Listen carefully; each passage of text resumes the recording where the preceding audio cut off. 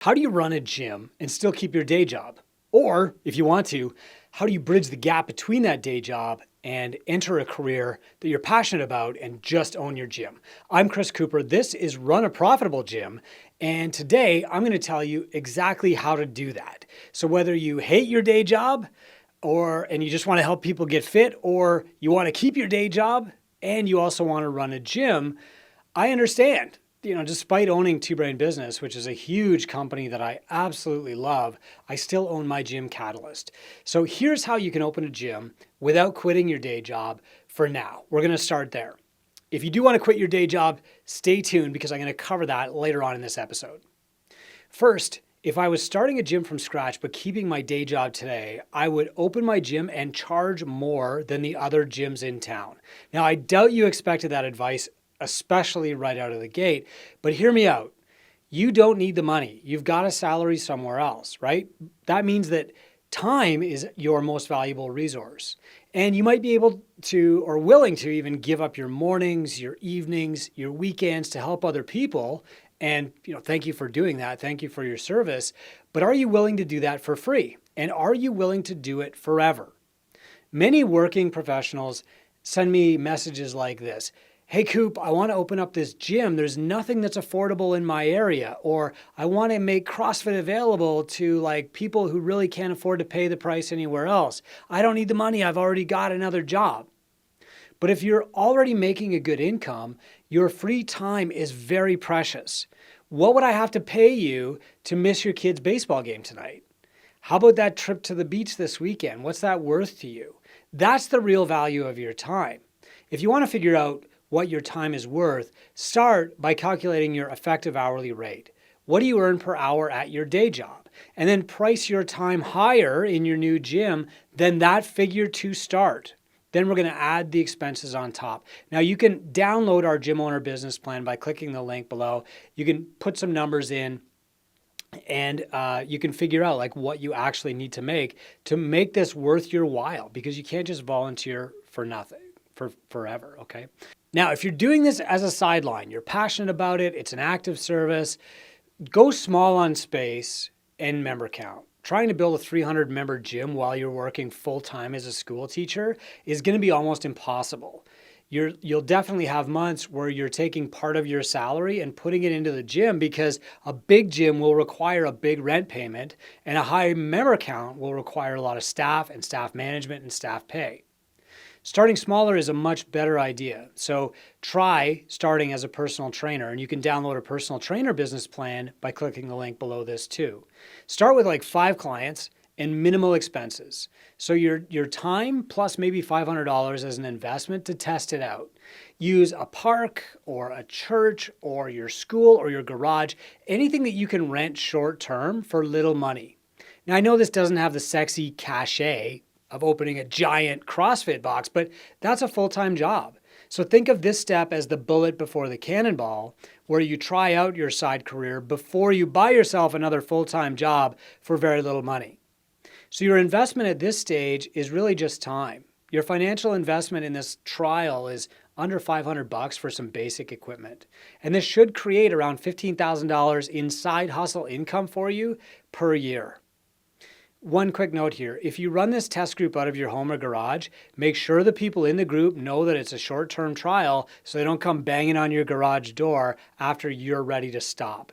I know a few teachers who do up to $40,000 per year out of their garage in the summer. They do it by charging more, not by taking more clients. They can charge more because they're a niche expert like hockey or figure skating or something like that. They've been doing it for literally decades with no plans to quit their main career teaching job. So after you've run this little test, say after 3 months, you're happy, you're profitable, and you've got 5 clients, then you can consider making the leap to full-time gym ownership. And I'm going to tell you how to do that next. But following these small steps, the bullets before the cannonballs, will set you up for a less painful and risky transition later. Now, there's an obvious alternative to doing this test, and that's just get a coaching job at a gym. Keep your main job, take a few classes or personal training clients on somebody else's platform. Coaching can be your vocation without it being your primary job. You can love the gym without owning it. Many gym owners tell me I would rather have just stayed a coach, but I needed more money and I thought owning the gym was the only way to do it. Hell, I was that coach. But if you dream of having your own space and you want to be a real entrepreneur or you want to serve people full time, then you need to learn the skill of patience anyway. And that means taking the path most likely to set you up for full-time success, even if it delays your gratification for a couple of months. So now I'm going to give you the exact steps to transition from a full-time career into owning a gym and becoming a full-time gym owner. Right? So maybe this is for you because you're tired of your day job or you're just excited by the prospect of owning your gym, but you're caught. For most of us, the leap to entrepreneurship is a massive risk and not everybody makes it. And if you have a family, then that risk is dramatically higher because you don't want to impoverish them either, right? I'm sure your social feed is full of positive messages like just go for it and like leap and build your wings on the way down. But I want to tell you how to actually do it instead of just giving you an empty affirmation. Imagine you're standing on the edge of a chasm. Okay, now here's you, and on the far side of the chasm is the successful life that you want.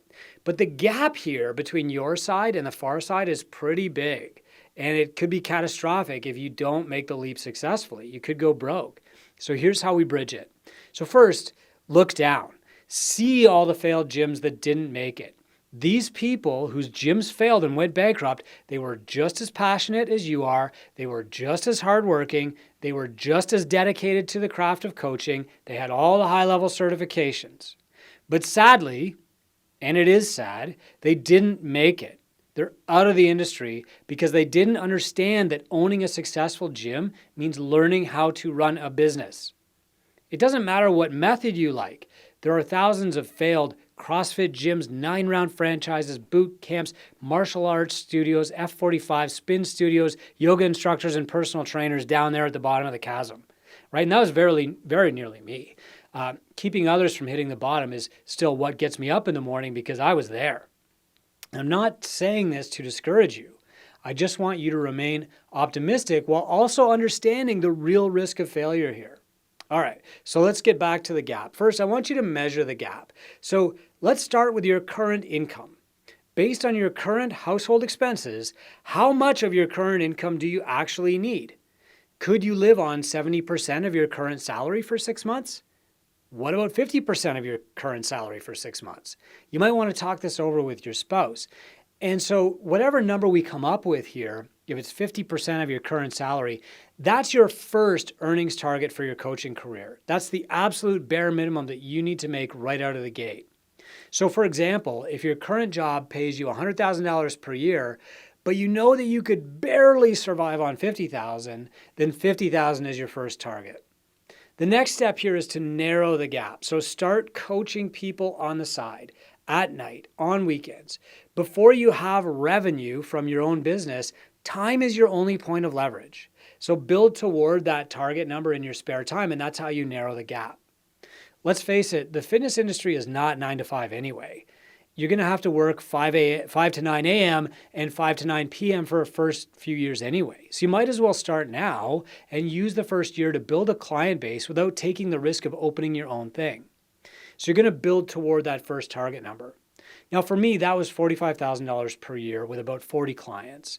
And then when I opened my gym, I knew that I would start with at least some income. My family wouldn't starve. The next step here is we want to build a bridge from where you are to the dream life across the gap. So don't try to make the whole leap at once. So start by following my instructions to narrow the gap. And if those work out and you get a couple of clients and you're training them in your garage, or you start training them out of the church basement or whatever, and it's going well after 3 months and you're making money, then you can commit to a space, but don't make any long-term commitments. That means don't hire anybody on a salary, don't sign a long-term lease, and don't take out a 5-year equipment loan. Your investment should be about $10,000 in equipment plus space. And there's a reason I picked $10,000. Your total investment at this stage should be less than the price of a used car. That means that your client should be doing small group or semi-private training, and you should have a maximum of 2 part-time staff to manage. It's just too much to manage more people. You should be able to make about $50,000 per year with 50 to 70 clients, and that should max out your space and not totally crush every evening and weekend for you. This was how I spent my first year in my own studio. And if I had skipped this step and jumped straight to something that could hold 200 people and required 3 staff to run, I probably wouldn't have survived. I would have gone bankrupt. So when you're almost to your minimal salary goal, then you can scale down your day job. You can try to go part-time, or you can move to asynchronous work, like you're completing projects instead of clocking in.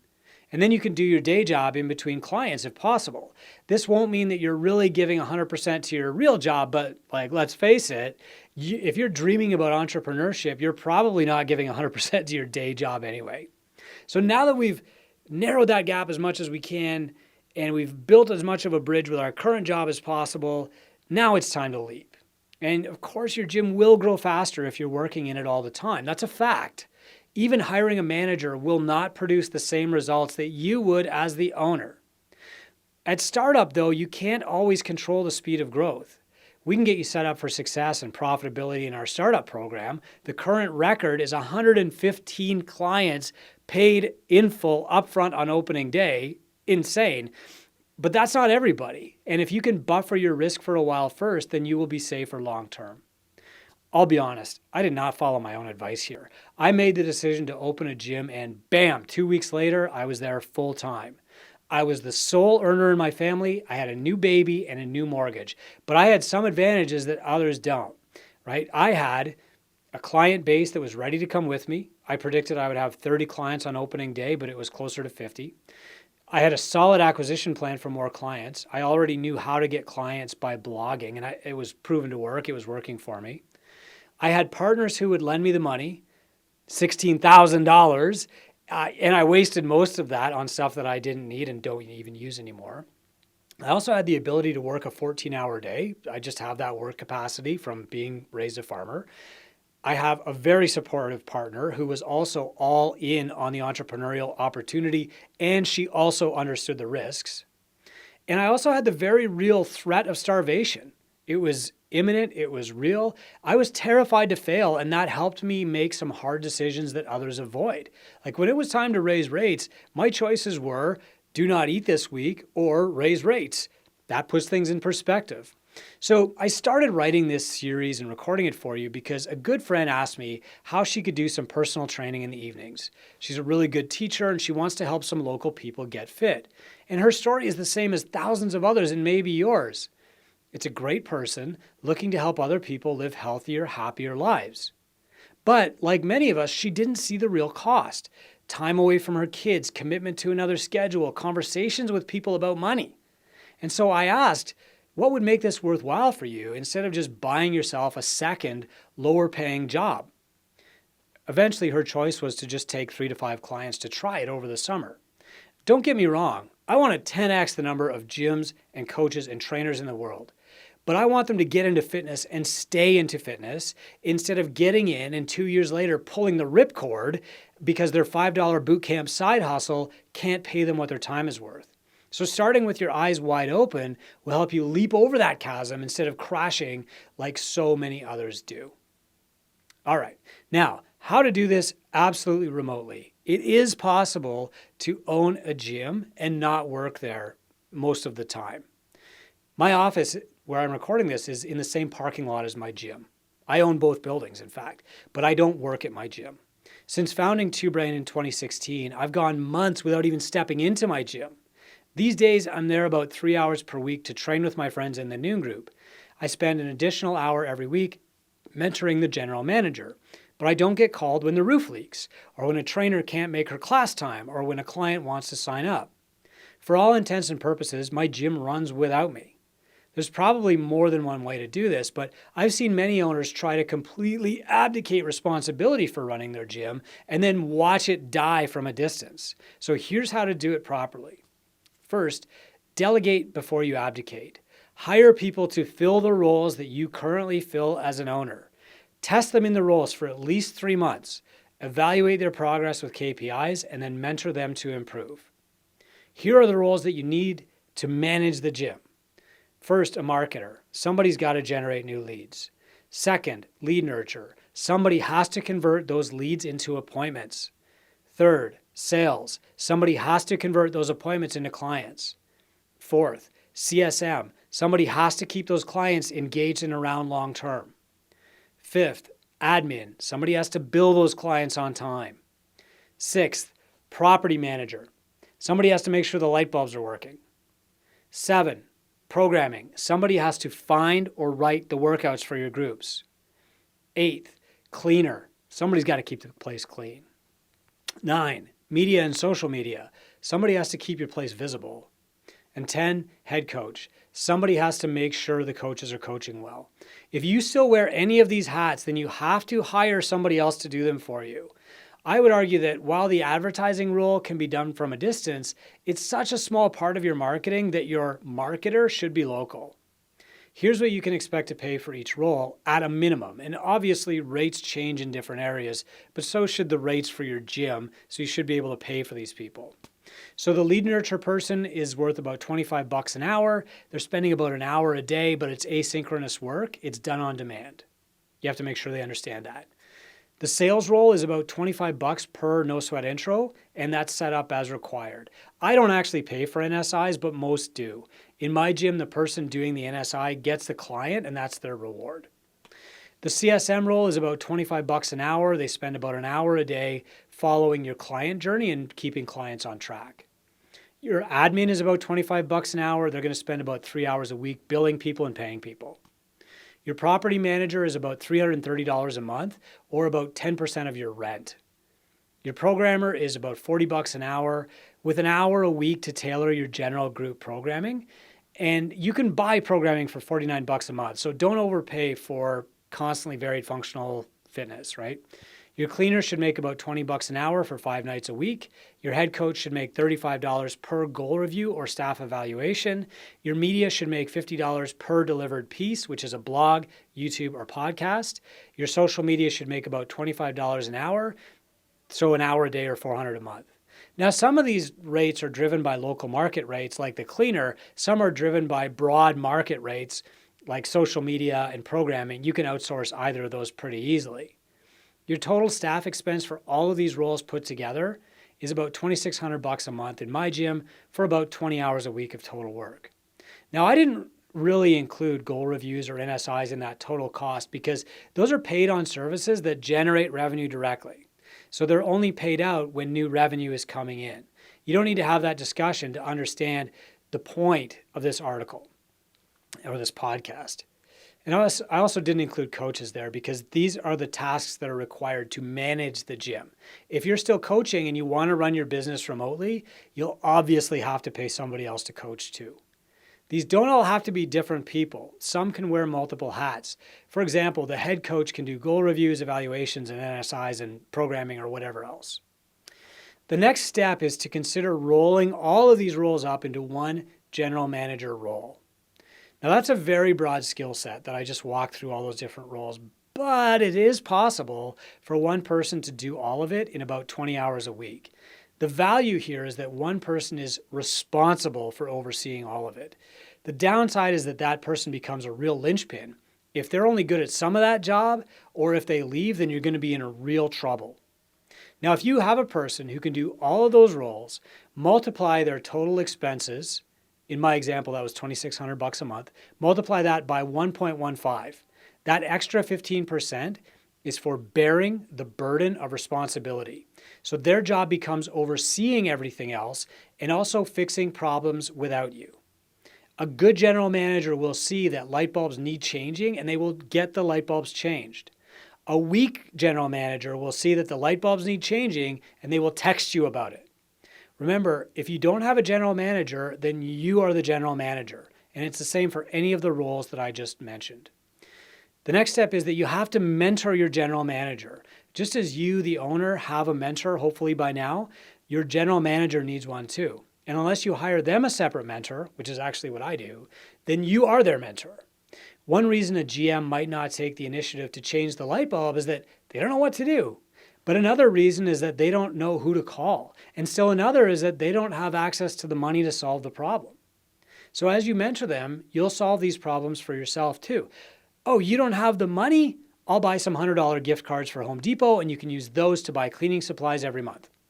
Oh, you don't know how to change the ballast? Here's my electrician contact. Oh, you aren't aware that that's your job? No problem. Let's write the SOP so that you can own this process next time. Running a gym remotely means you're hands off, but that doesn't mean you're disconnected. Any role that's left unfilled will fall on you, whether that's cleaner or mentoring your managers. So if you're working at another job somewhere else, the last thing you want to do is clean the gym all day on Saturday. Save your free hours for the stuff you like, coaching and running client barbecues, instead of buying yourself the lowest paying job in the world for the world's worst boss, yourself. I'm Chris Cooper. This is Run a Profitable Gym. And whether you want to keep your job, leave your job, own a gym, do that solely, or run it as a sideline, I hope these tips help you. And you can meet other people just like you if you go to gymownersunited.com and join our free group. We'll welcome you in and we can talk about this and all kinds of other stuff. There's over 7,600 gym owners in that group right now. A lot of them are going to be in the same boat you are. They're helpful, friendly, and they will give you amazing advice. My mentors are in there too to offer a broader experience from a proven data set. Thank you for your service and have a great week.